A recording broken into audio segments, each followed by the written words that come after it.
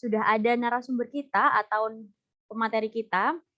Ya ini ada Kak Deni. Mohon izin Kakak untuk menyampaikan ini ya, sedikit gambaran terkait dengan siapa sih Kak Deni itu, seperti itu. Nah, Kak Deni ini nama lengkapnya ya Kak semuanya adalah Deni Nurstiawan Eskom. Kemudian tempat lahirnya ada di Jepara, tanggal lahirnya 2 Juli 1992.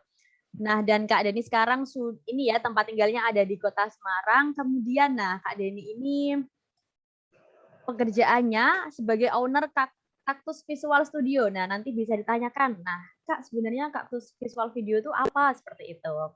Terus kemudian pendidikannya yang sudah ditempuh oleh Kak Deni ya, pendidikan terakhir adalah S1 Teknik Informatika. Kemudian pendidikan non formalnya, nah ini juga ada sebagai ini ya di desainer multimedia Madya. Kemudian pengalaman organisasi yang pernah ditempuh ya, ini ada OSIS, kemudian Karang Taruna, dan juga Startup Design House. Nah, baik kakak semuanya,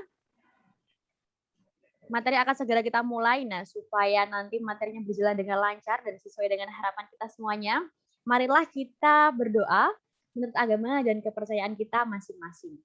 Berdoa dimulai.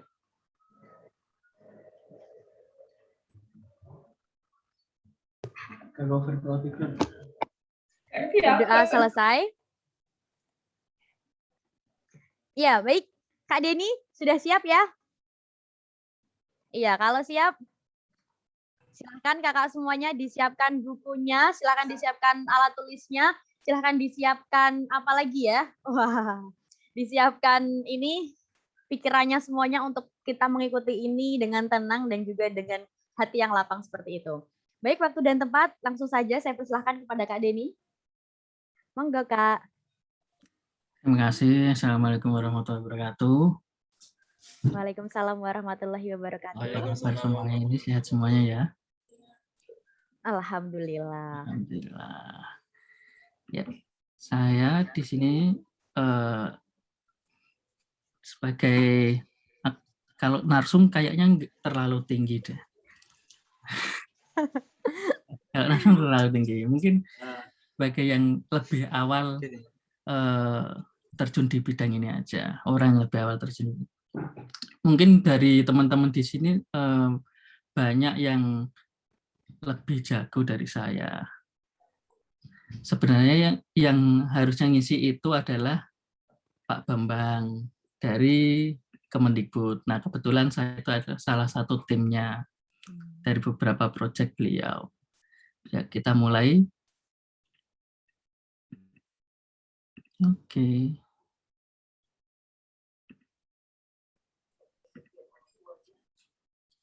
Nah.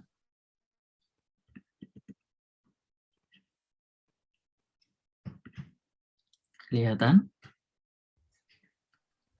Iya, sudah terlihat, Kakak.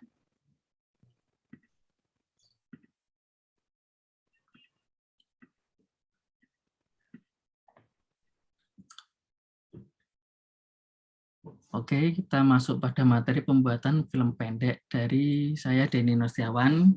Kebetulan owner dari Kaktus Visual. Apa sih? Pasti kan pada belum tahu ya Kaktus Visual itu apa. Sebenarnya Kaktus Visual itu semacam apa ya? Bukan perusahaan sih, kalau perusahaan terlalu gede ya. Semacam usaha kecil-kecilan saya untuk jalan di bidang multimedia.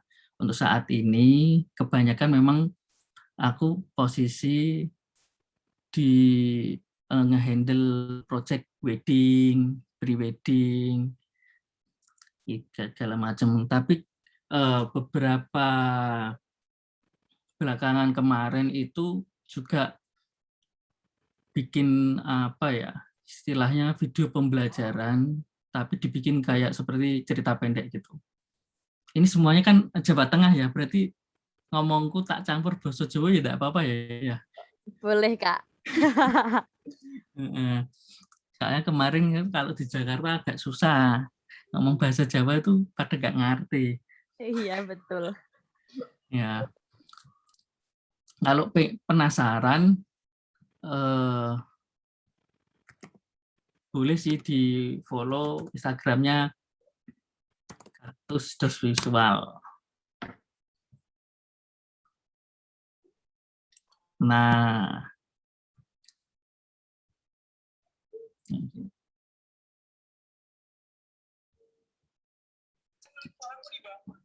oke.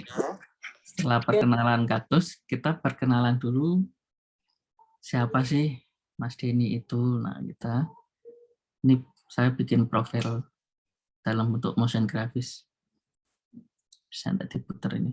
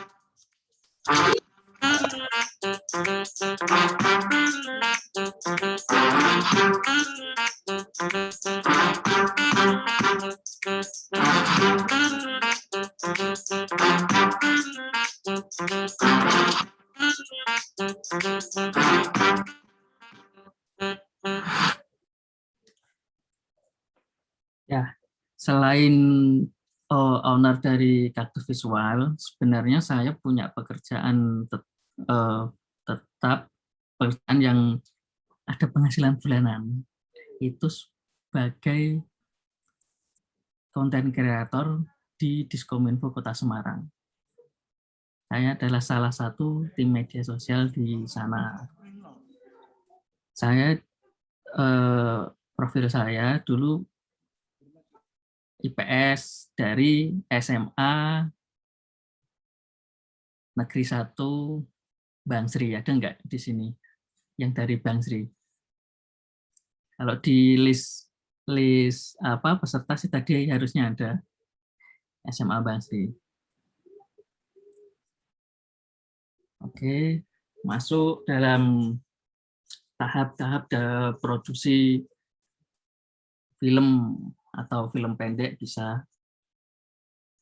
Dan sebenarnya dalam produksi film itu ada beberapa tahapan, mungkin nggak semuanya itu dilewati secara berurutan satu persatu. Yang pertama masuk ke development. Development adalah pengembangan ide, menentukan jenis cerita, genre, format, penulisan skenario. Bisa ide itu bisa datang dari mana saja. Misalnya ya, ada yang sering dapat ide waktu di toilet atau waktu ngopi atau ngapain gitu. Ide itu bisa datang dari mana aja. Terus dari ide itu kita bisa menentukan alur ceritanya. Kalau tak lihat kemarin dari jadwal pelatihan, kemarin habis belajar itu ya bikin skenario ya, atau bikin apa? Skrip. Iya, betul, Kak. Penulisan naskah film, ya ada skrip. Menulis naskah film. Iya, betul. Wah, keren itu. Nah, dari ide itu kan bisa nanti dibikin coretan sedikit-sedikit. Habis coretan sedikit nanti ada turunan-turunannya, terus baru dibikin naskah, kan kemarin kayak gitu biasanya. Setelah bikin naskah itu nanti kan orang biasanya si penulis itu nanti akan konsultasi ke itu sutradara, enaknya kayak dibikin kayak gimana sih ya gitu. Kita bikin genre horor atau genre komedi atau dokumenter dan lain-lain gitu. Kemudian yang nomor 2, setelah development itu, setelah dapat ide, ada tahapan yang namanya praproduksi. Pada tahapan ini sebenarnya jadi atau enggaknya film itu banyak tergantung di pada tahapan praproduksi ini. Nah, mulai dari perencanaan biaya, penjadwalan artis, analis naskah, terus milih wardrobe, karakter artisnya misalnya, terus milih kru, peralatan, sebelum masuk ke tahap produksi. Kayak gitu. Emang benar yang paling paling berat itu memang di produksi ini. Jadi semuanya itu harus dipersiapkan dengan matang. Jangan sampai waktu kita produksi itu, misal nih, kita pengen genrenya horor.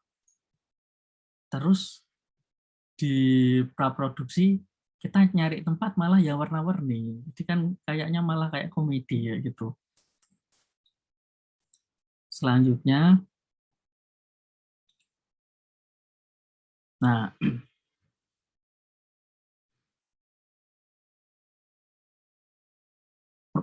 praproduksi ini itu nggak dilakukan cuman sutradara aja, tapi semua yang terlibat di dalam pembuatan film ini ikut turun. Jadi misal kayak sutradara, penulis naskah, produser, kru segala macam harus dipersiapkan di praproduksi ini. Jadi semuanya itu harus matang di praproduksi. Nah, dalam praproduksi sendiri ada turunannya lagi, dibagi menjadi 7 tahapan produksi. Yang pertama, misal nih, udah dari ide tadi, udah tertulis naskah, udah ada naskahnya segala macam, udah terbentuk, si penulis naskah itu konsultasi sama sutradara. Setelah konsultasi sama sutradara, terus kru, produser dan segala macam, kan nanti di breakdown tuh naskah itu apa yang dibutuhin, misalnya butuh aktor berapa, butuh lokasinya di mana, bajunya kayak apa, setupnya gimana, butuh kamera yang gimana, lensa yang gimana. Nah, itu masuk dalam praproduksi ini. Jadi yang tahap pertama itu finalisasi naskah.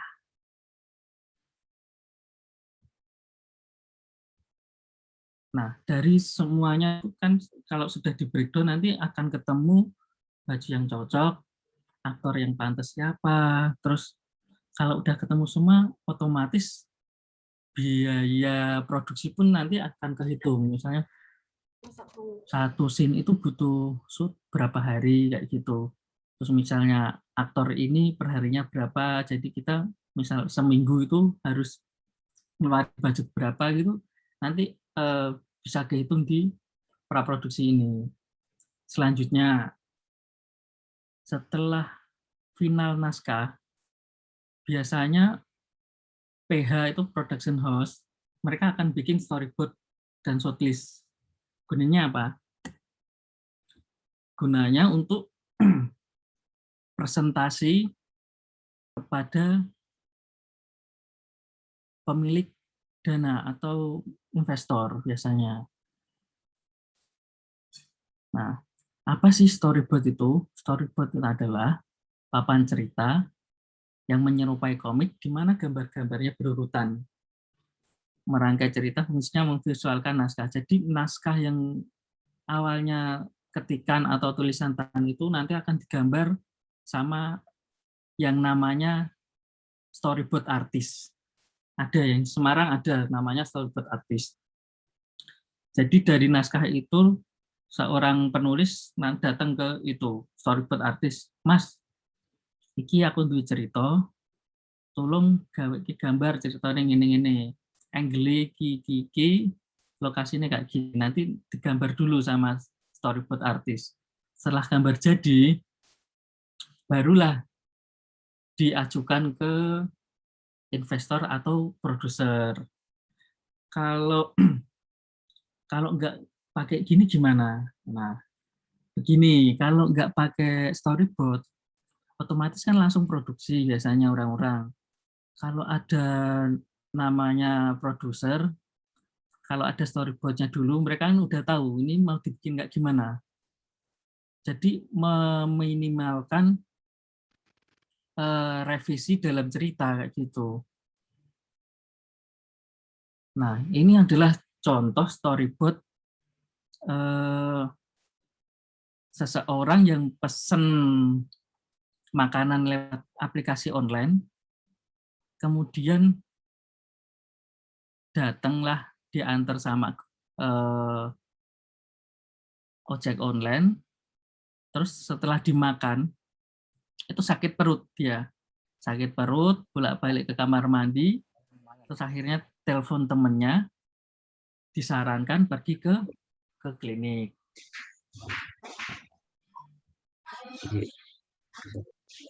Tahap selanjutnya, seperti yang saya bicarakan tadi, pencarian lokasi ya.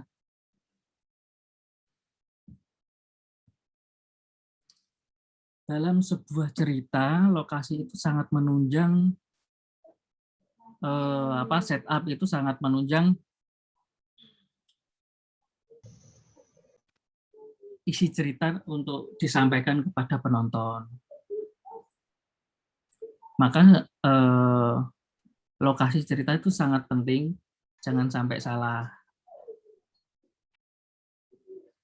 Misalnya kalau biasanya orang-orang itu nyari, kalau yang low budget itu nyari lokasi yang udah ada, maksudnya misalnya di kafe yang udah bagus atau segala macam. Tapi kalau yang udah profesional, mereka bisa bikin lokasi sendiri. Nah, ini kayak contohnya di video yang viral kemarin, Wonderland Indonesia. Itu kan mana mungkin ada lokasi kayak gini. Tapi sang sutradara pengennya ceritanya ada ilustrasinya kayak gini. Jadi si editor itu, jadi mereka berarti kan sebelum produksi mereka mengetahui, oh kita bakal membutuhkan seorang 3D untuk membangun set lokasi sesuai yang diinginkan.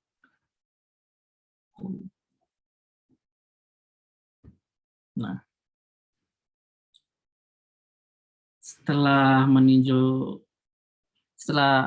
pencarian lokasi, semua tim juga perlu untuk meninjau lokasi. Nah, gunanya apa untuk meninjau lokasi? Jadi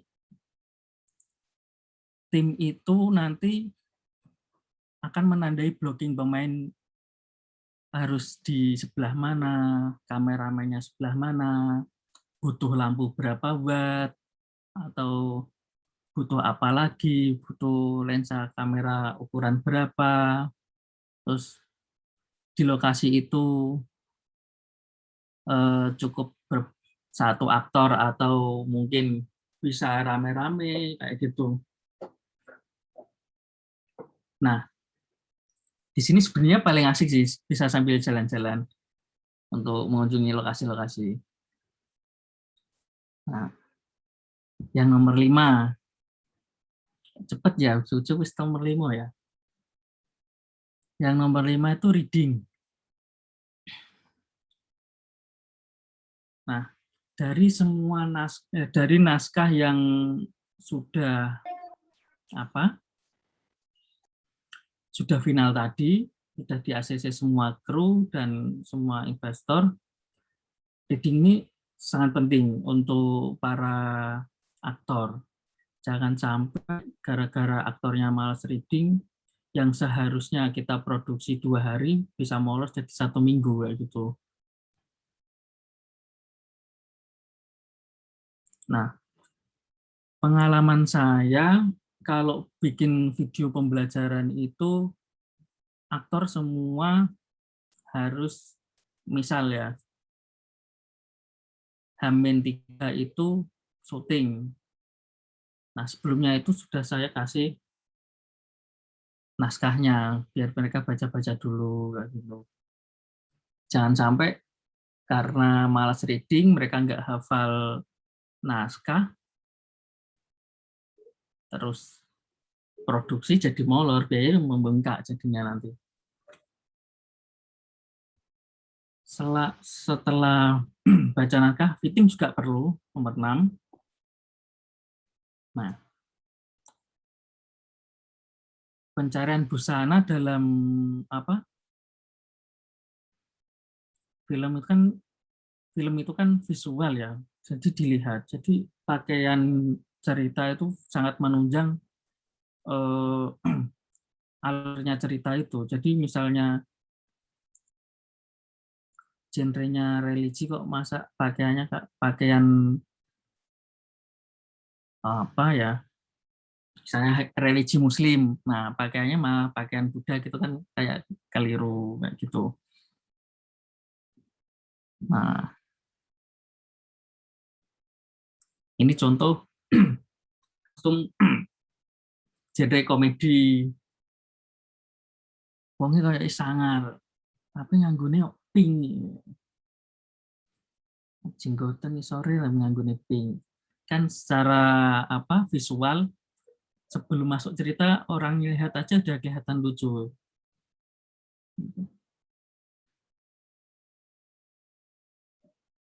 Nah, kalau sudah semuanya dari final naskah, fitting, kemudian pencarian lokasi, meninjau lokasi, storyboard, segala macam sudah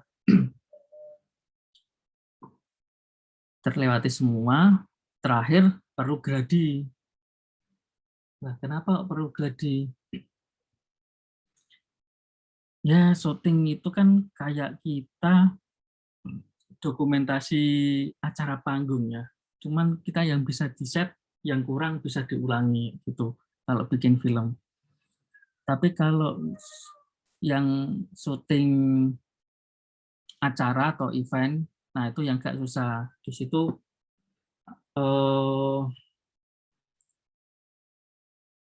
adegan nggak bisa diulangi. Tapi kalau di film-film pembuatan film gini atau pembuatan video tertentu bisa. Nah, setelah praproduksi tadi terlewati, sekarang masuk ke produksi. Di produksi ini, semua materi yang sudah direncanakan tadi itu, yang sudah digambar, sudah dirapatkan segala, sudah dihitung segala macam biayanya, mulai action. Nah, di sini pengambilan gambar dan suara.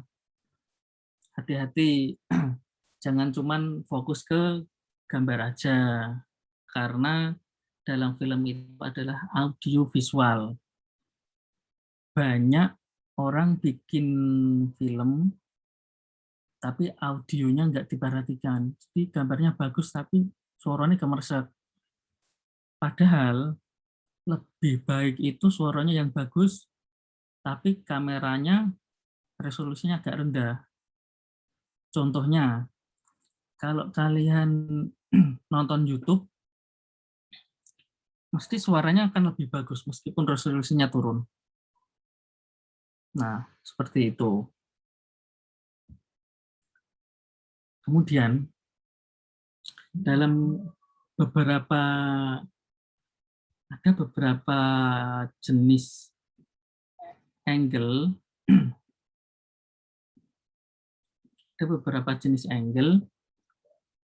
yang biasa digunakan di film.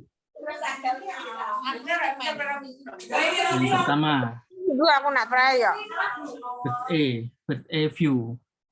Nah, seperti namanya, jenis angle ini mengambil gambar dari posisi perspektif burung dari atas. Kalau sekarang pakai drone. Kalau zaman dulu orang benar-benar naik helikopter. Jadi orang manggul kamera gitu, naik helikopter, dikasih pengaman, duduk di pinggir. Tapi sekarang lebih mudah, bisa pakai drone atau posisi yang lebih tinggi.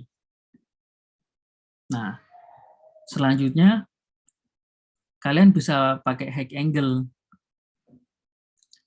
Nah, high angle ini subjeknya ada di sudut lebih tinggi kali, jadi aktornya itu lebih rendah dari kameramen.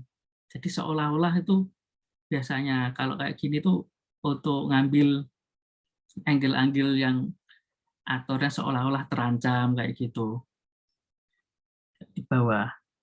Atau misalnya kayak posisinya atau stratanya yang lebih kecil itu pasti ngambilnya biasanya enggak semuanya, biasanya itu kameranya akan lebih ditinggikan, pakainya high angle kayak gini.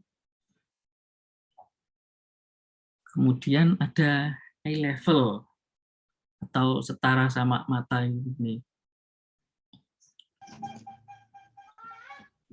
Nah, sesuai sama namanya, kamera ini diletakkan pas biasanya, satu arah, satu garis sama mata kayak gini.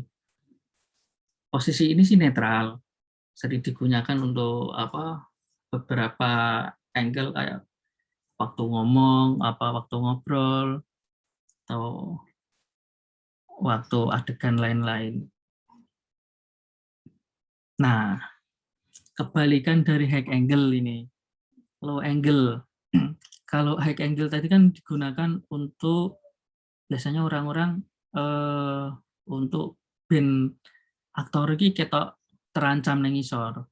Nah, wali aneh nek low angle iki gambare kanggo jiko ketoke sangar.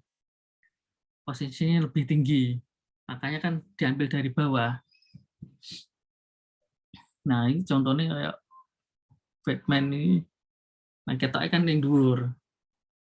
Nah, musuhnya yang ngisor. Ada yang lebih rendah lagi namanya frog eye view. Frog eye view itu kayak penglihatan kodok. Jadi posisi kamera itu bisa bawah banget gitu. Angle-nya itu naik ke atas. Naik ke atas. Biasanya sih rata-rata kalau yang di hutan-hutan ngesut lokasi pohon-pohon, suasana yang rindang kayak gitu. Nah, selain angle, ada juga beberapa shoot yang digunakan dalam pembuatan film atau video. Yang pertama, extreme wetsuit atau sering disingkat EWS. Jadi orang-orang penulis naskah itu biasanya kan sekalian mereka menuliskan jenis shootnya. Nah, mereka menuliskan ini biasanya asal disingkat aja EWS, VWS, CS atau segala macam. Nah, extreme wetsuit ini objeknya ketok cilik ning adoh. Jadi pemandangannya iso ketok. Untuk kamera biasanya pakai kamera lensa wide. Biasanya yang pakai nyakit ya dimasukkan ke ukuran 16 gitu. Nah, very wetsuit ini digunakan biasanya ditonjolkan untuk shooting eksterior maupun interior. Jadi misalnya biasanya kan kalau di sinetron itu ada adegan si bapaknya dalam kamar, anaknya di luar, tapi bisa kelihatan mereka ngesutnya itu di antara pintu. Nah, itu namanya very wetsuit. Jadi ruangannya kelihatan. Anak sama bapaknya juga masuk dalam frame. Nah, yang lebih pendek lagi, lebih mengkerucut lagi atau pendek lagi, ada namanya long shoot. Long shoot itu seluruh tubuh aktor atau tokohnya itu kelihatan. Rata-rata orangnya untuk aman pakainya yang ini, karena semua lensa pasti bisa untuk ngambil gambar ini. Kalau untuk extreme wetsuit atau very wetsuit itu kan terkadang lensa tertentu mentok di ukuran lensa itu, jadi posisinya kurang mundur biasanya si kameramen. Tapi long shoot ini semua lensa itu insya Allah bisa untuk ngambil ini. Kemudian ada medium shoot. Nah, menampilkan beberapa bagian dari objeknya itu kepala sampai pinggang. Biasanya dialog itu ada yang pakai kayak gini, ada yang pakai over the shoulder, ada yang pakai medium close up, atau bahkan ada yang pakai close up. Setelah medium shoot, kita masuk ke medium close up. Bedanya apa ya sama yang tadi ya? Bedanya itu kalau yang tadi kan posisi background atau ruangan sebelahnya kelihatan lebih lebar. Kalau medium close up itu lebih mengerucut lagi. Itu dilihat dari atasnya, headroomnya cuma satu kepal, posisi badannya cuma sampai ke dada saja. Biasanya kayak gitu. Kalau orang dialog bisa digunakan medium close up ini, dialog. Nah, untuk selanjutnya masuk ke dalam close up atau sering disingkat CU. Tadi MCU, ini CU. Nah, shot ini biasanya digunakan detail wajah. Orang-orang biasanya kan kalau bisik-bisik, nah langsungnya masuknya ke close up ini. Kayak gini, kayak gini. Nah, adegan bisik-bisik itu biasanya masuk ke close up ini. Kalau ngobrol biasa tadi biasanya pakainya medium. Kalau medium atau medium sub atau medium close up. Tapi kalau pengen yang lebih detail lagi bisa pakai extreme close up. Ini biasanya kalau misal nih, pertama kita ngambil medium close up, pegang HP kayak gini. Kan nggak kelihatan ini di kamera. Nah, kita harus pakai extreme close up untuk bisa kelihatan jempol ini mencet-mencet kayak gini. Jadi bisa. Selanjutnya, tusut.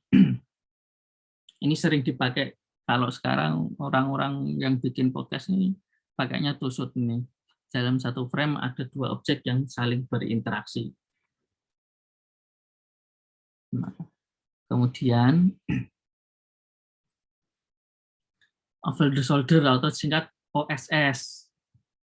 Jadi sing ngomong kuwi ning ngarep kan ana wong loro ngomong. Kamera itu di belakang salah satu aktor. Jadi kayak ada yang kelihatan salah satu dari belakang, yang satu ngobrol. Itu namanya over the shoulder shot. Nah, setelah ya saya rasa banyak yang udah tahu, tapi mengingatkan saja. Nah, selanjutnya perekaman suara. Penting ini. Kalau misal biasanya orang dialog itu 2 orang, kita cukup pakai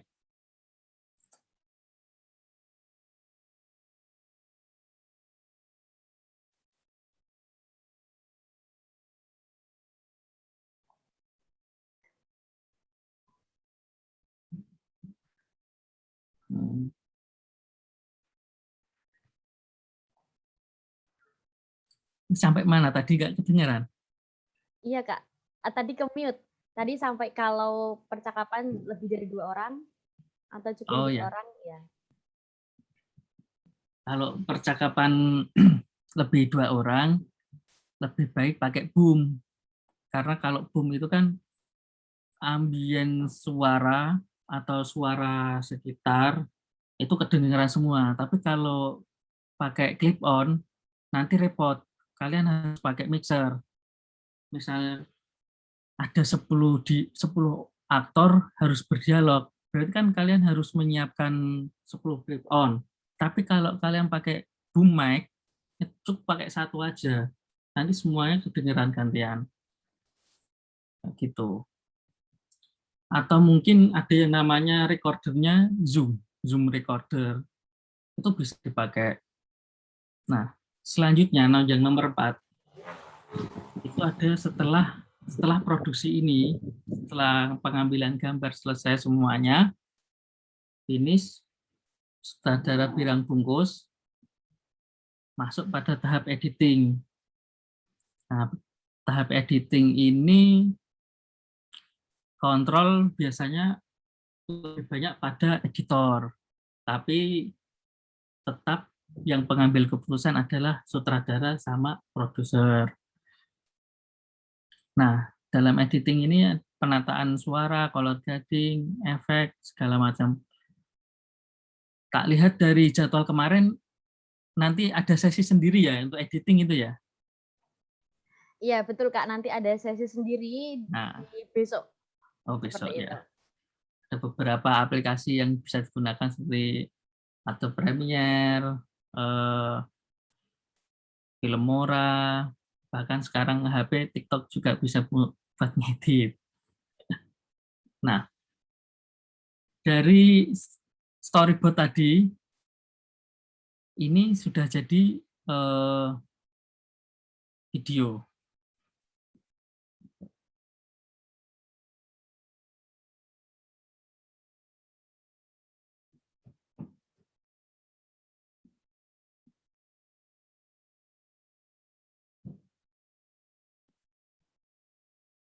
Nggak bisa ya.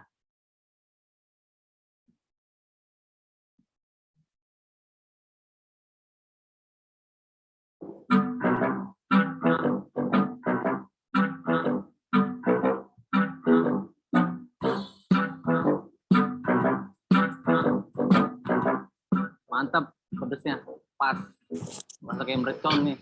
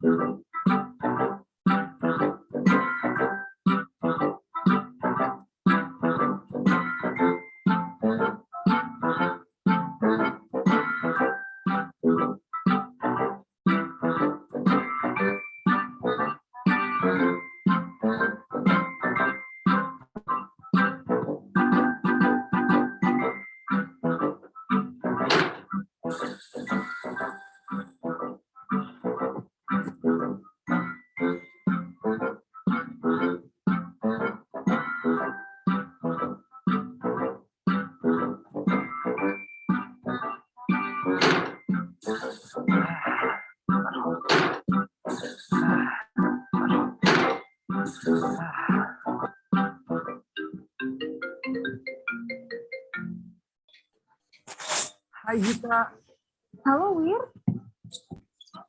bantu saya dong. mengapa? Perut saya sakit. Perut saya melilit. Saya udah 3 kali buang air besar. Saya diare. Kamu bisa antar saya ke klinik? Wah, maaf Wir, saya tidak bisa mengantar kamu. Saya sedang di Jakarta. Kamu pergi ke klinik Setia Sehat saja ya, klinik terdekat dari tempat kamu.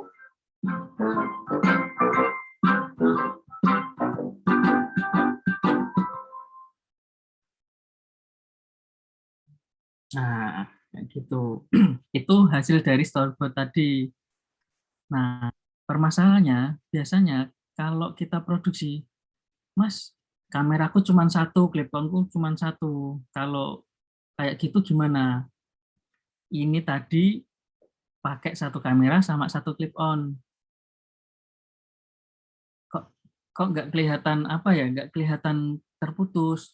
Nah, itu fungsinya naskah sama storyboard. Nah,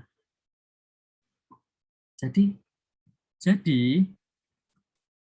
kalau produksi kita mau ambil yang mana dulu, misalnya dari belakang dulu bisa, dari belakang dulu baru ke depan, atau loncat-loncat ambil mainan HP dulu, atau apa, keluar masuk kamar mandi dulu, itu bisa kalau ada storyboardnya atau naskahnya udah final. Nah, misal kalau nggak ada itu kan kalau nggak bikin storyboard atau naskah dulu, asal bikin video nanti hasilnya gerambiang mesti gerambiang, nanti mungkin mau dibikin gimana nanti bingung. Jadi jangan khawatir teman-teman kalau kameraku cuma satu atau clip-onku cuma satu, bisa produksi film pendek. Tapi kameraku satu, clip-on satu, tapi pengenku aktornya banyak, Mas. Dialognya gimana? Yaitu tadi gantian satu-satu. Asal ada naskah yang udah paten, terus dibikin storyboard, itu kan nanti kelihatan. Kameramen Mas di lapangan udah nggak gimana nih, tapi otomatis sesuai dengan naskah dan storyboard tadi. Kalau storyboard ini kan udah sekalian angle-angle-nya udah kegambar, pakainya medium shoot atau extreme close up segala macam. Nah, selanjutnya ini video pembelajaran untuk orang asing yang datang ke Indonesia. Jadi orang asing yang mau belajar bahasa Indonesia ini dibikin film pendek atau cerita pendek kayak gini, ada dialog-dialognya. Di sini kemarin dari kementerian minta kalau orang asing datang ke Indonesia tahap pertama itu ngobrolnya emang agak dilambatin. Jadi ini kita ngambil beberapa take. Kita coba.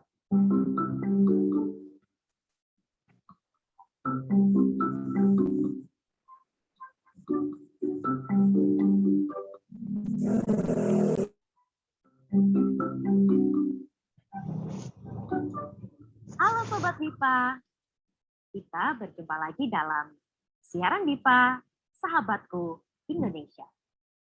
Kali ini, Anda akan belajar ungkapan untuk menginformasikan jadwal berupa tanggal, bulan, dan tahun. Mari simak video berikut.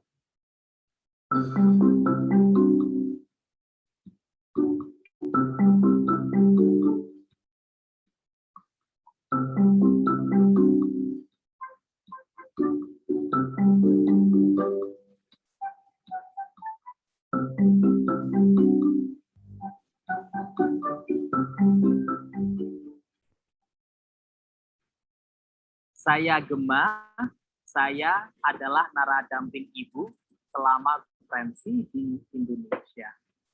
Terima kasih. Apakah ada perubahan jadwal? Tidak, Bu. Ibu akan menjadi pembicara di Jakarta Selatan besok tanggal 11 dan lusa tanggal 12 di Jakarta Timur. Baik, mulai besok ya. Kapan konferensi di Solo dan Yogyakarta berlangsung? Konferensi berlangsung pada tanggal 14 sampai 15 di Solo dan tanggal 15 sampai 16 di Yogyakarta. Ibu akan menjadi pembicara pada Minggu 14 September di Solo dan Selasa 16 September di Yogyakarta. Kita akan berangkat ke Solo dengan pesawat pada hari Sabtu tanggal 13. Baik, terima kasih.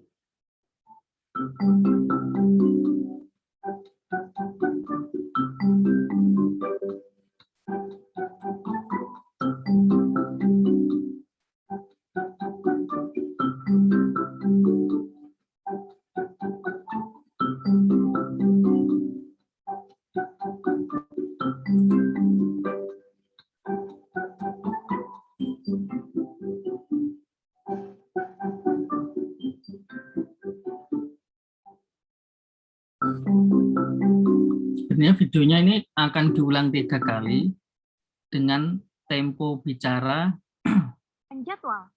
Tidak, Bu. yang dikurangi. Ibu akan menjadi pembicara di Jakarta Selatan besok Masih agak normal. tanggal 11 dan Yang terakhir itu Selasa 16 September ini lebih di Yogyakarta. Kita akan lebih pelan berangkat ke temponya. Solo dengan pesawat pada hari Sabtu Kesulitannya ini tanggal harus 13. tag beberapa kali karena Terima kasih. kalau dikurangin temponya lewat editing suaranya rusak, nanti kayak Jepang. Nah, ini dari Kemendikbud kemarin untuk program BIPA. Sebelumnya juga ada untuk video pembelajaran. Nah, yang ini sayangnya posisi screen-nya kurang bagus, jadi masih kurang lah menurut backlight, shadow juga parah gitu. Tapi bisa bikin contoh.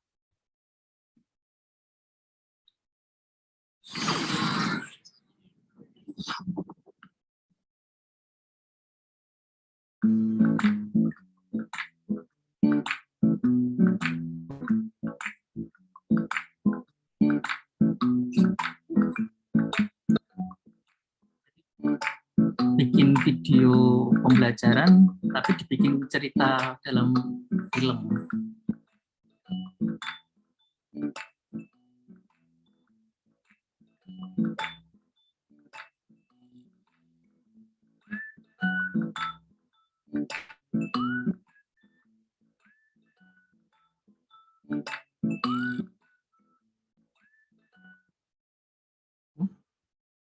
Apa ini?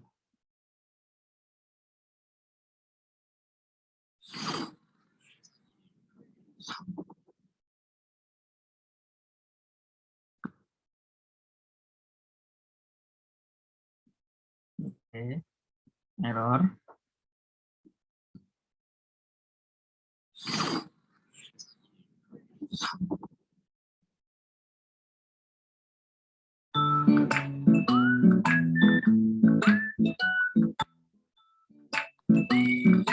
Assalamualaikum warahmatullahi wabarakatuh.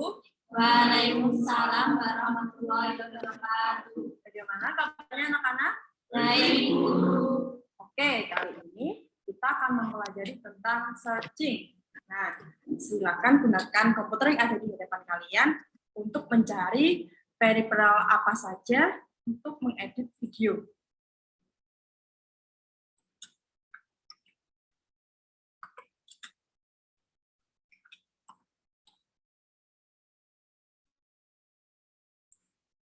Apakah kalian sudah selesai mencari spesifikasi untuk editing video?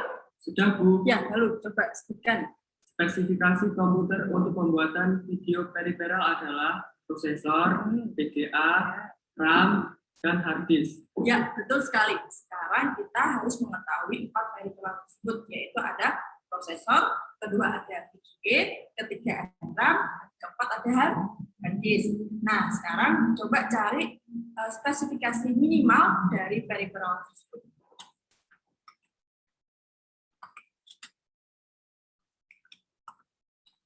Apakah kalian sudah mengetahuinya? Saya, Bu. Ya, coba Bunda sebutkan. Spesifikasi minimal untuk editing video sebagai berikut. Prosesor Core i7 8700 3,8 GHz. Memori RAM VGA 16 GB, DDR4 2x8 GB. Hard disk Seagate 1 TB SATA 3. VGA card CPU Radeon RX 570 ITX 4 GB. Nah, lagi oke. Jadi bikin kayak gitu itu sangat penting sekali naskah sama storyboard. Jadi jangan sampai video udah jadi, yang kasih order revisi pengambilan gambar. Kan repot, jadi kerja 2 kali. Tapi kalau udah ada storyboard, kalian bisa ngeles loh. Kita kan sudah persetujuan gambarnya kayak gini, aktornya di posisi ini, pengambilan gambar segini, itu kan sudah oke. Selain itu, fungsinya naskah sama storyboard tadi, semua kru jadi udah tahu mau bikin apa dan kerjaannya apa. Misal kameramen lighting, soundman, mereka kan setelah baca cerita dan storyboard atau shortlist, mereka otomatis akan memposisikan dirinya sendiri-sendiri. Oh, kameraku kudu ning gini, lightingku kudu ning gini, terus soundku kudu aku pakai opo, clip on atau boom mic atau yang lain ya gitu. Setelah semuanya jadi, editing jadi, film sudah jadi, langkah selanjutnya biasanya distribusi. Hasil karya kalian itu mau disimpan sendiri atau ditontonin ke siapa atau dikasihkan ke siapa. Kalau saat ini banyak platform media online yang bisa berbagi video dan gratis. Misalnya bikin film pendek tentang sekolah ketika corona atau pramuka waktu corona, supaya habis itu dimasukin ke YouTube, Instagram, TikTok, Facebook kayak gitu. Nah, dari bikin film yang pertama tadi, kalau sudah diupload kayak gitu kan banyak yang nonton. Biasanya nanti ada yang apresiasi atau yang kasih masukan atau yang udah pro-pro gitu kasih saran. Nah, kalian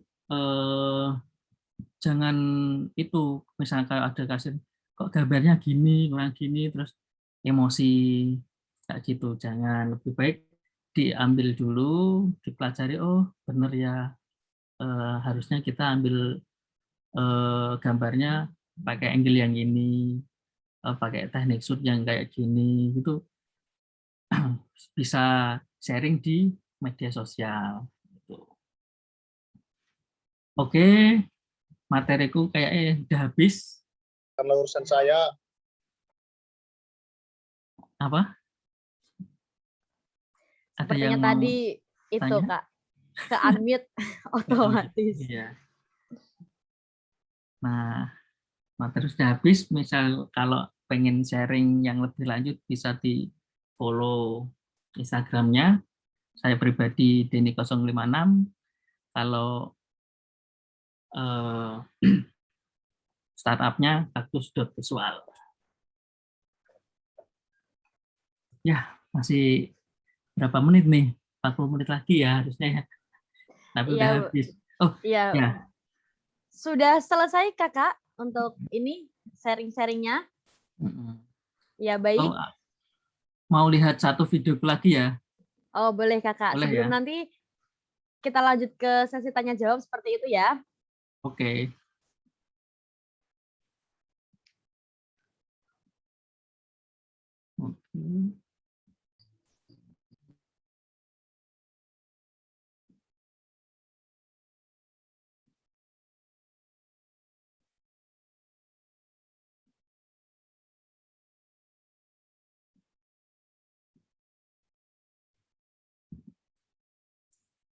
Ini project sama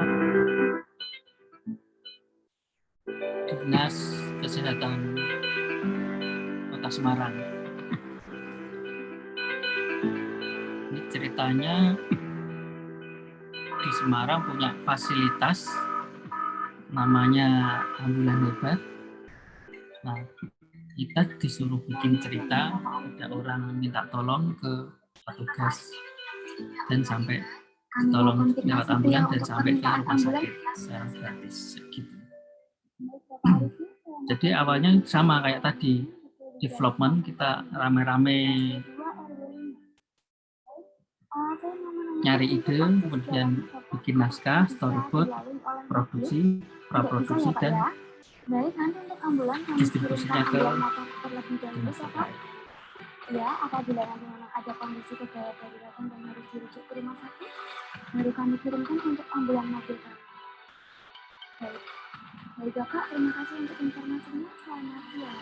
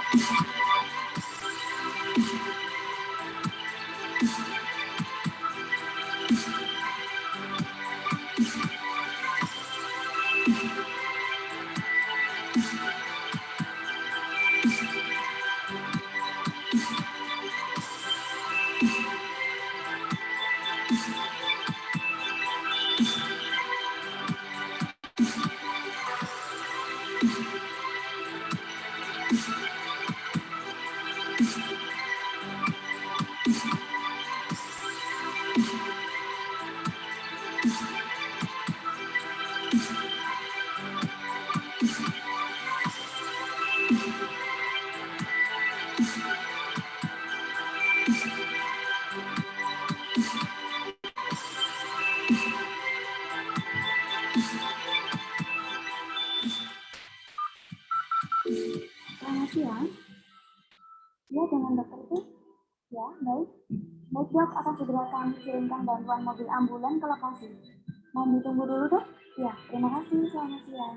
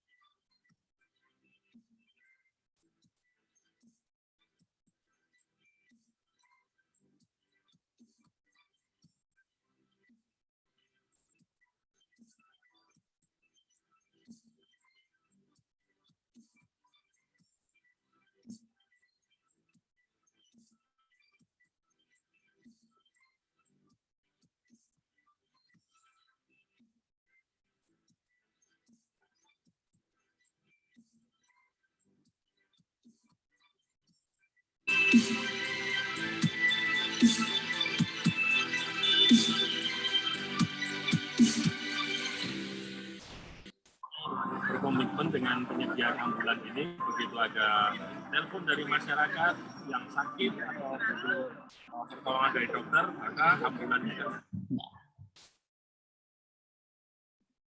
Oke. Salah satu dari project yang pernah saya handle masih ada beberapa yang lain, cuman lama. Iya, siap. Terima kasih Kak Deni. Baik kakak semuanya, itu tadi sedikit ini ya sharing-sharing dari Kak Deni terkait dengan bagaimana sih caranya kita memproduksi suatu film pendek dari tadi pra, kemudian bukan, awalnya tadi ada development dulu ya Kak, seperti itu, dari kita mencari ide, terus muncul ide, muncul gagasan, kemudian kita mulai ke tahap praproduksi, di situ ada perencanaan biaya dan lain-lain.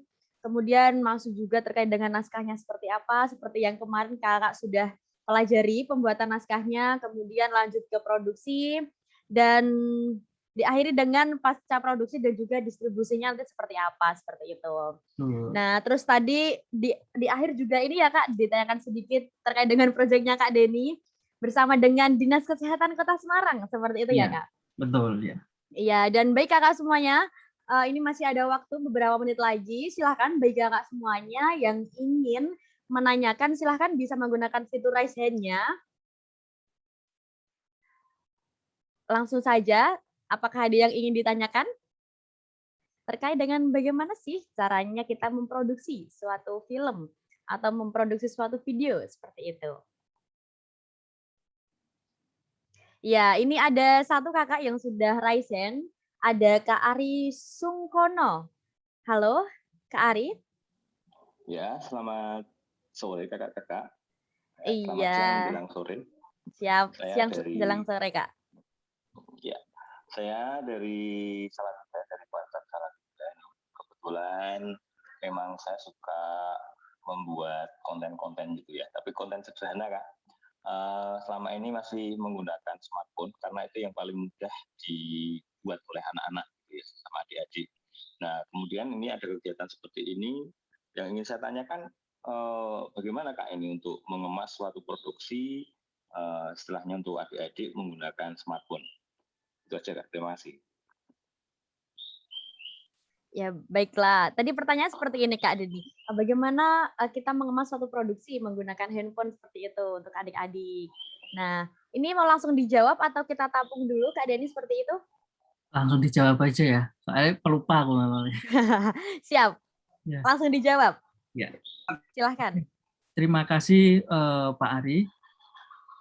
Jadi sebenarnya pada produksi sebuah film atau video itu nggak harus terpaku sama itu alat ya. Bahkan sekarang aja itu banyak festival-festival film atau video itu yang mengharuskan malah pakai handphone. Begitu Pak. Nah, yang penting itu adalah alur cerita yang seperti saya tadi jelaskan. Yang pertama itu mulai dari development itu, terus bikin naskah yang bagus untuk bikin cerita yang bagus, seperti yang kemarin dipelajari. Misalnya untuk adik-adik sekolah gini, bisa dengan bikin cerita-cerita pendek soal keresahan-keresahan anak sekolah. Misalnya kalau jam kosong mereka kayak gimana, terus misalnya kalau telat sekolah kayak gimana. Kayak gitu itu malah bakal jadi memori yang berharga ketika mereka lulus. Seperti saya lulus kayak gini, zaman dulu nggak ada Android, merasa kayak, aduh, kok biar rano Android ya. Ya, kalau dulu ada Android, kita udah bikin video-video kayak gitu. Nah, untuk adik-adik mungkin bisa dikemas, misalnya ya, untuk media sosialnya Pramuka, setiap kegiatan, cara bikin simpul, itu kan seperti kayak gitu, malah bisa di YouTube bisa nambah viewer juga, atau bisa sharing lewat belajar lewat tutorial cara bikin simpul, mendirikan tenda atau segala macam seperti itu. Kalau aplikasi yang digunakan mungkin besok untuk editing ada, bisa ditanyakan. Tapi kalau biasanya pakai aplikasi HP itu Viva ya namanya. Yang dia KineMaster bisa, Viva bisa kayak gitu. Tapi kan bayar. Masalahnya kan biasanya kayak gitu. Tapi menurut saya bayar tidak masalah. Paling kan ada logonya kecil di bawah kayak gitu. Yang penting berkarya terus. Berkarya terus, kemampuannya diasah. Nanti pelan-pelan akan menemukan itu kesulitan. Nah, kesulitan itu harus diselesaikan. Kalau sudah selesai, pasti ilmunya akan naik satu tingkat. Seperti itu. Siap. Ya. Ya, sudah terjawab ya Kak Ari ya? Ya, sudah. Berarti alatnya itu tidak masalah ya, apalagi karena sekarang itu kan smartphone juga tidak kalah dengan itu. Ya, terima kasih Kak. Alat tidak masalah. Iya betul Kak. Memang sekarang itu malah pada ini pengennya tuh yang instan, yang cepat seperti itu Kak, daripada ini harus buka laptop dulu. Nah, mending editnya pakai gadget, pakai gawai seperti itu karena lebih cepat, lebih praktis seperti itu. Terus biasanya kalau aplikasi yang buat editing video yang cukup lumayan kalau di handphone itu ya Kakak, kalau tidak salah tuh ya seperti tadi ada KineMaster, kemudian ada ini CapCut, kemudian ada VN. Nah, itu banyak sekali ada video editor. Nah, kayak gitu nanti bisa digunakan kakak semuanya, apalagi untuk adik-adik yang mau belajar. Nah, seperti itu. Kemudian ini, silahkan untuk penanya yang kedua bisa raise hand. Halo. Oh, ini ya ada dari Kakak Kwarcap Kota Tegal. Silahkan Kakak. Oke, sudah langsung mulai bisa? Iya. Oh, terima kasih. Saya dari Kwarcap Kota Tegal, Kak Denny. Salam kenal, salam pramuka, Put. Ya, begini. Saya punya beberapa pengalaman kemarin dulu pas ada, ini sambil share boleh ya? Ketika saya memenangkan pernah ada semacam lomba festival untuk kearifan lokal, yaitu saat itu saya bentuk dalam kemas docudrama yang mana menampilkan ciri-ciri dari Kota Tegal itu sendiri. Dan sangat terbatas pada media yang saya miliki, hanya satu handycam saja. Dan itu saya olah sendiri. Nah, akhirnya lambat laun begini, ini mungkin pelajaran buat kita semua, mohon izin, mohon maaf, hanya sifatnya berbagi saja bahwa apapun medianya, apapun aplikasinya yang akan kita buat, sebetulnya bisa sambil berjalan. Nah, yang paling penting adalah bagaimana menangkap kepekaan sebuah momen, karena itu sangat mahal. Nah, apalagi nanti pas ketika kita di lapangan, itu sudah tidak mungkin bisa diulangi lagi. Apalagi pas saya kebetulan di samping mengajar di SMP 9, direktur juga di Humas Pemkot Kota Tegal, sering ya nyari-nyari muka pejabat seperti itu ya, hajar sini pokoknya kalau sudah bawa kamera saya enggak urusan masuk sana sini ya. Nah begitu, jadi maka ini bagaimana, apakah Kak Denny punya semacam trik-trik khusus, ini the good moment, ini gold ini ya, kalau dalam ilmu rescue apa itu ya, sesuatu yang sangat darurat banget ambil. Nah itu yang kadang terkendala ketika kita shoot sana shoot sini, terlewat begitu saja, kan rasanya memang. Nah barangkali Kak Denny punya semacam trik-trik khusus bagaimana menghadapi situasi di lapangan yang nantinya saya yakin akan menghasilkan satu foto-foto yang ya very eksklusif, saya kira seperti itu. Terima kasih Kak.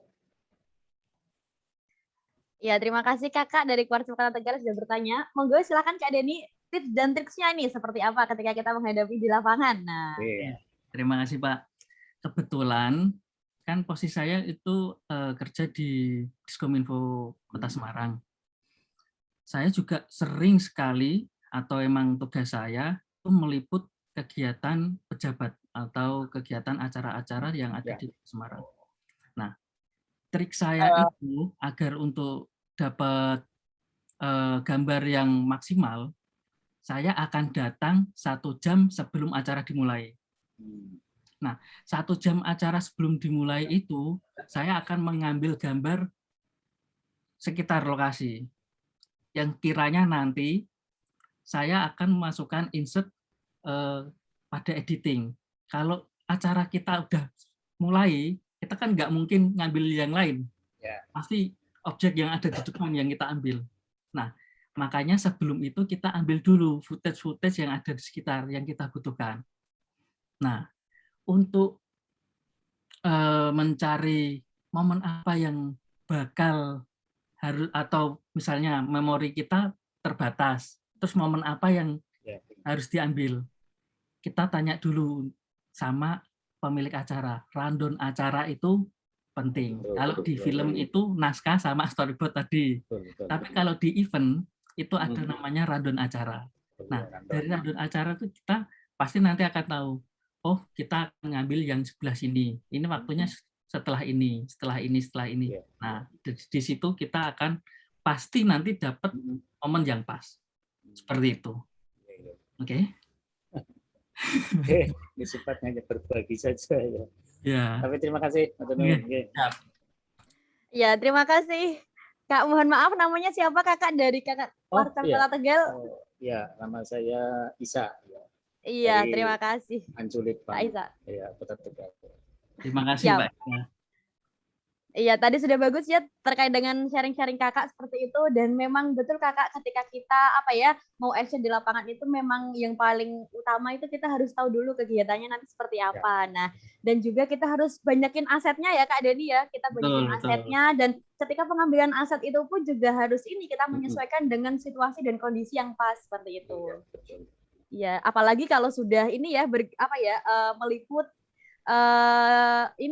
Kegiatan pejabat. Wah. Nah, ya itu. Saya juga pernah kakak meliput harus rebutan dengan wartawan ketika kegiatan Jamda. Nah, itu rebutan apalagi ada Kak Ganjar, kemudian Kak Atikoh. Nah, itu kita harus pintar-pintar itu. Tantangan. Kalau iya, Pak betul. Jokowi lebih berat lagi, Pak. Wah, iya. Ring 1, ring 2. Iya. Dan seterusnya. Pernah saya, Pak. Wah. Sama saya juga. Ya. Wah, siap. Luar biasa semangat kakak. Iya, moga-moga. Terima kasih. Ya, baik. Berikutnya ada yang bertanya lagi. Oh iya, ini ada Kak Agus Priyanto dari MTS Ma'arif. Silakan kakak. Assalamualaikum warahmatullahi wabarakatuh. Waalaikumsalam warahmatullahi wabarakatuh. Wah, kita bertemu lagi kakak. Iya, betul. Izin bertanya Kak. Sebelumnya mohon maaf tadi saya agak telat masuk room-nya karena di sini mati listrik tadi. Mohon izin bertanya untuk Kak Denny. Pasca produksi itu kan biasanya kita menyampaikan hasil karya kita melalui media sosial seperti YouTube dan lainnya. Tadi saya lihat di profil Instagramnya Kak Denny juga ada channel YouTube Kak Denny ya. Isinya kebanyakan ada tentang makanan dan sebagainya. Yang ingin saya tanyakan tipsnya adalah gini Kak. Kadang kita sudah punya bahan video banyak, tapi ketika kita mau edit itu kendalanya yang utama adalah di males kadang-kadang. Terus selanjutnya, bagaimana caranya Kak Denny mengatasi ketika kita sudah punya bahan, tapi kalau mau edit video itu tertunda-tunda terus, Kak. Itu yang pertama. Terus yang kedua terkait dengan konten YouTube, Kak. Mohon izin bertanya, untuk konten YouTube ini, mohon sarannya, saya juga punya channel, mohon sarannya untuk pengembangan konten YouTube itu yang sekiranya bisa lebih menarik untuk audiens itu yang bagaimana, Kak? Terima kasih. Assalamualaikum warahmatullahi wabarakatuh. Waalaikumsalam warahmatullahi wabarakatuh. Ya, terima kasih Kak Agus atas pertanyaannya. Nah, ini Kak Denny kita ada 2 pertanyaan. Yang pertama ini tips mengatasi rasa malas ketika kita mau editing seperti itu. Padahal aset sudah banyak. Nah, bagaimana sih tips and triknya seperti apa begitu? Kemudian terkait dengan konten YouTube. Nah, kira-kira pengembangannya seperti apa ya untuk menarik banyak subscriber, banyak penonton? Silahkan Kak Denny. Untuk yang pertama ya, biasanya nek wis ke pojok, Mas. Enggak.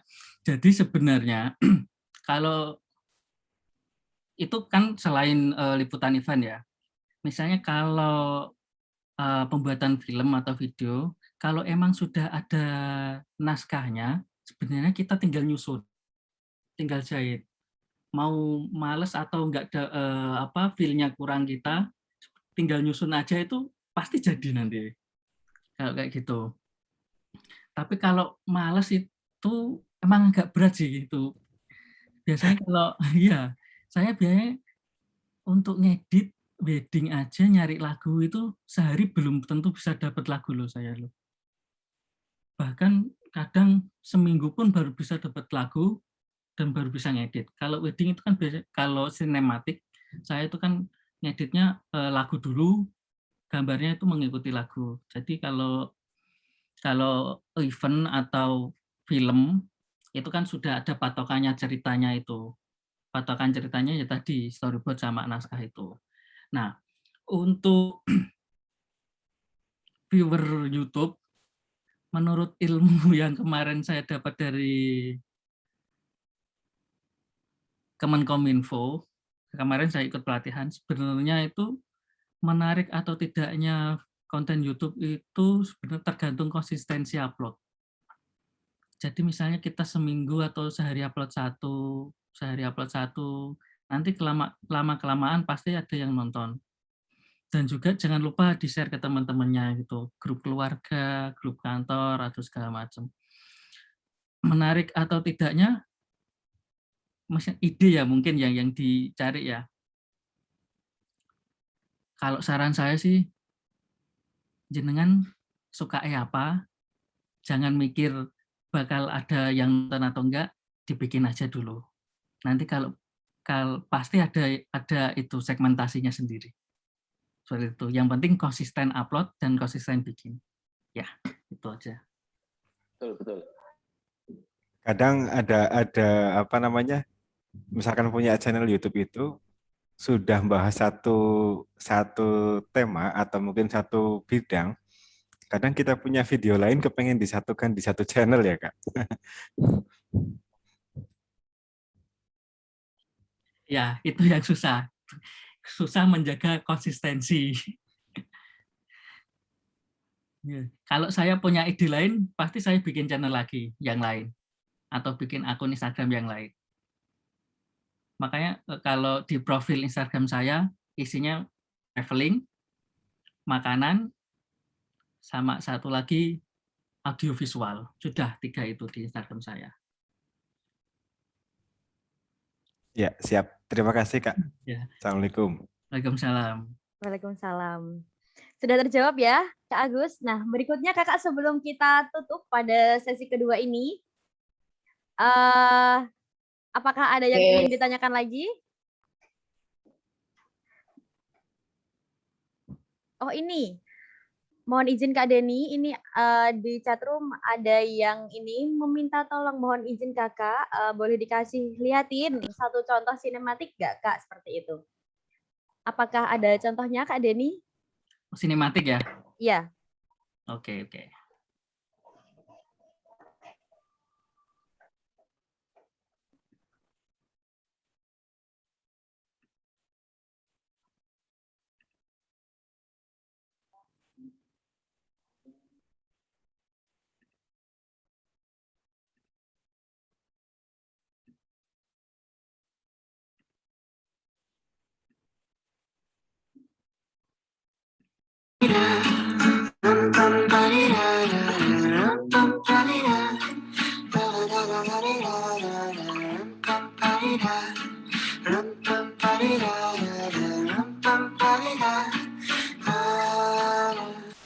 You fill my heart with joy every day.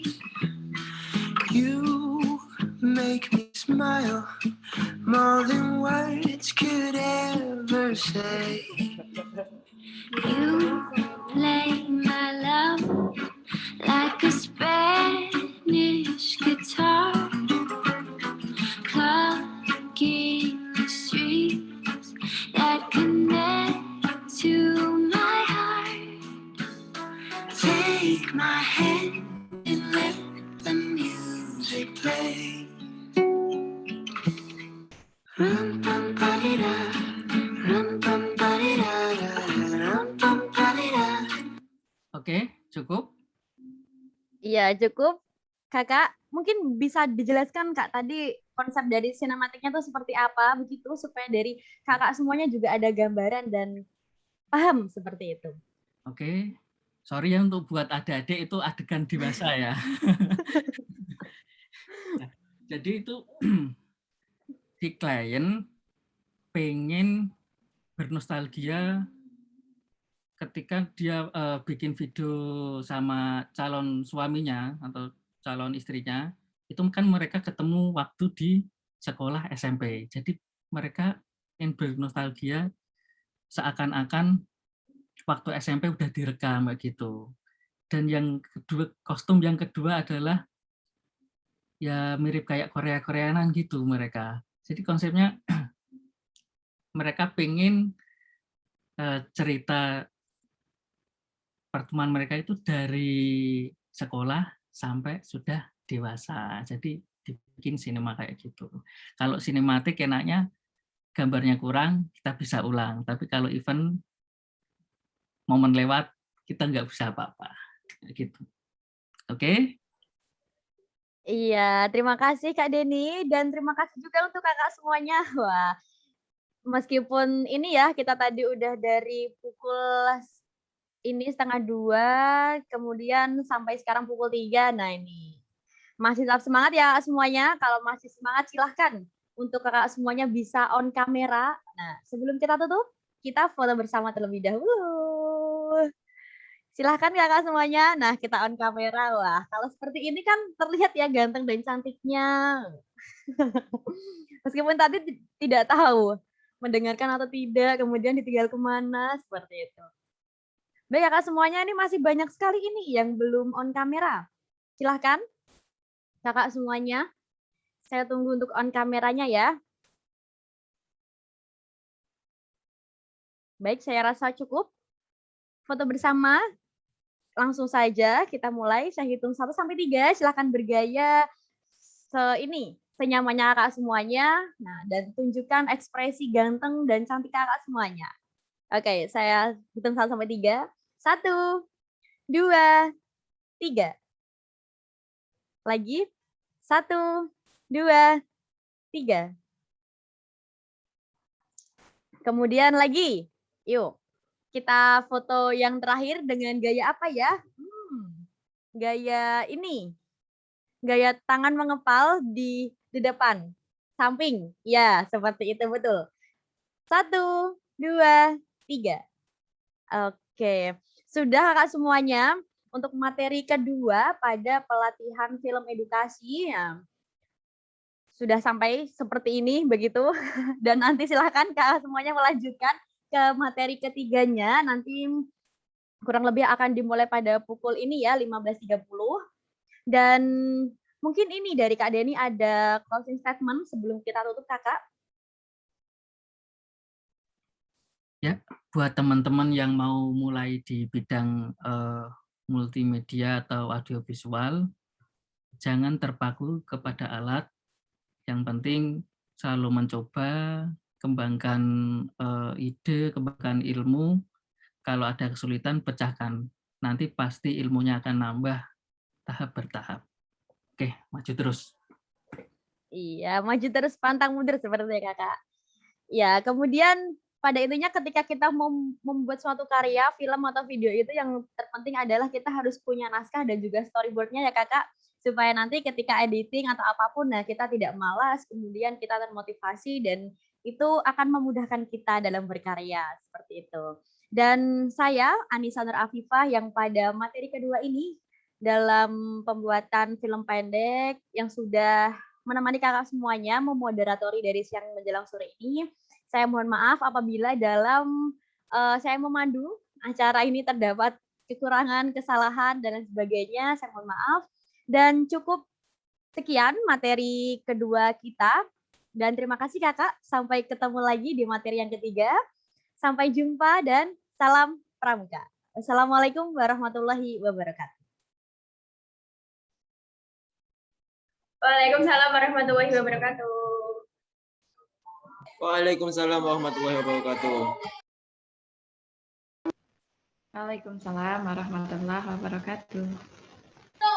Waalaikumsalam warahmatullahi wabarakatuh. Waalaikumsalam warahmatullahi wabarakatuh. Silahkan kakak semuanya bisa leave dari room Zoom ini. Untuk ini ya, istirahat sebentar, kemudian sholat, dan nanti kita lanjut ke materi berikutnya.